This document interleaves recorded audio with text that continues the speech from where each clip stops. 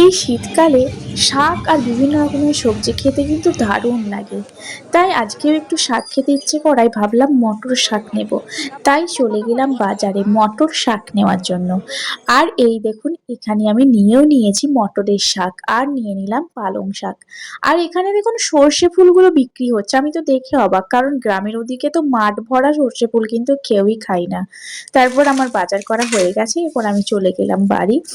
আর বাড়ি গিয়ে এই যে শাক কাটতে বসে পড়েছি, তার সাথে নিয়ে নিয়েছি বেগুন, একটা আলু আর একটু বড়ি। এই দিয়েই আজকে বানাবো রেসিপিটা। খুবই ভালো লাগে খেতে। আমার বরমশাই তো এই শাকই খেতে চায়, বারবার বলবে ডেলি তুমি আমায় এরকম শাক বানিয়ে দাও, আমি ডেলিই খাবো। কেন? নাকি এই শাকটা আমি দারুণ ভালো বানাই, ওর খেতে খুবই ভালো লাগে। তো তাই বড়মশাই যখন বলেছে তখন বানিয়েই দিই। তাই এই দেখুন আমি এসেই বাজার থেকে ড্রেস চেঞ্জ করেই আমি বসে পড়েছি শাক এবং সবজিগুলো কেটে নিতে।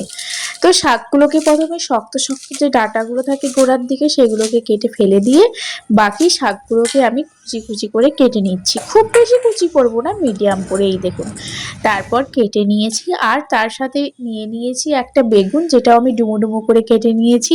তার সাথে আমি নিয়ে নিয়েছি একটা নতুন আলু, যেটাও আমি ডুমো ডুমো করে কেটে নেব। এখন তো নতুন আলু উঠে গেছে তাই না, এই নতুন আলু রান্না খেতে খুবই ভালো লাগে। আর এই দেখুন আমার সবজি কাটা হয়ে গেছে। তো এই দেখুন বন্ধুরা, আমি সমস্ত সবজি কেটে নিয়েছি। এই দেখুন আমার সবজিগুলো একদম পুরো রেডি হয়ে গেছে। এরপর আমি এগুলোকে ধুয়ে নেব। আর এই যে শাকটা, চলুন শাকগুলোকে ধুয়ে নিয়ে দিয়ে রান্না বসিয়ে দিই। তো আসসালামু আলাইকুম বন্ধুরা, এই দেখুন আমি রান্নাও বসিয়ে দিয়েছি। আর প্রথমে আমি এই বড়িগুলোকে ভেজে তুলে নিলাম। আর তারপরে বেগুন দিয়ে দিলাম, বেগুনটাকেও ভেজে তুলে নিয়েছি নুন হলুদ দিয়ে। তারপরে আমি কড়াইয়ে দিয়ে দিলাম একটুখানি কালো জিরে ফোড়নে, দিতেও পারেন নাও দিতে পারেন। আর তারপর দিয়ে দিলাম কাঁচা লঙ্কা আর পেঁয়াজ কুচি। এরপর এগুলোকে ভালোভাবে ভেজে নেব।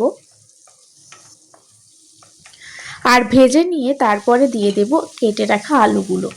আলুগুলোকে দিয়ে একটুখানি নুন আর একটুখানি হলুদ দিয়ে ভালোভাবে ভেজে নেব। আর একটুখানি ঢাকনা দিয়ে দেব, কেননা আলুটা যাতে তাড়াতাড়ি সিদ্ধ হয়ে যায় তার জন্য ঢাকনাটা দেব, না হলে একটু টাইম লেগে যাবে। একেই তো অনেক বেলা হয়ে গেছে আমার রান্না বসাতে। আর এই দেখুন আমার আলুটা একদম পুরো ভাজা ভাজা হয়ে গেছে। আমি কিন্তু মাঝে মাঝে ঢাকনা খুলে দেখে নিয়েছি, না হলে আবার আলুটা কড়াইয়ে লেগে যাবে তার জন্য।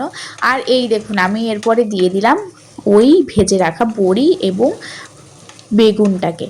তারপর দিয়ে ভালোভাবে নেড়ে চেড়ে আরও ভালোভাবে ভেজে নিচ্ছি। আর আমার হয়ে গেছে। এরপর আমি দিয়ে দিলাম শাকটা দেওয়ার পরে একটা ট্রিক আছে বন্ধুরা, এটা কিন্তু আপনারা ফলো করবেন, খুবই ভালো ফল পাবেন। একটুখানি শাক দেওয়ার পর উপর থেকে যদি চিনি ছড়িয়ে দেন, তাহলে শাকের কালারটা একদম সবুজ থাকে, শাকের কালার অন্যরকম হয়ে যায় না। এরপরে দিয়ে দিলাম আমি একটুখানি জিরের গুঁড়ো আর রসুন থেতো করে, কারণ রসুন না দিলে আমার মনে হয় যেন শাকের টেস্টটাই আমি পাই না। তাই রসুন দিয়ে দিলাম থেতো করে। আর এরপর শাকটাকে আমি ভালোভাবে ভেজে নেব, একদম পুরো ভাজা ভাজা করে, শুকনো শুকনো করে ভেজে নেব শাকটা।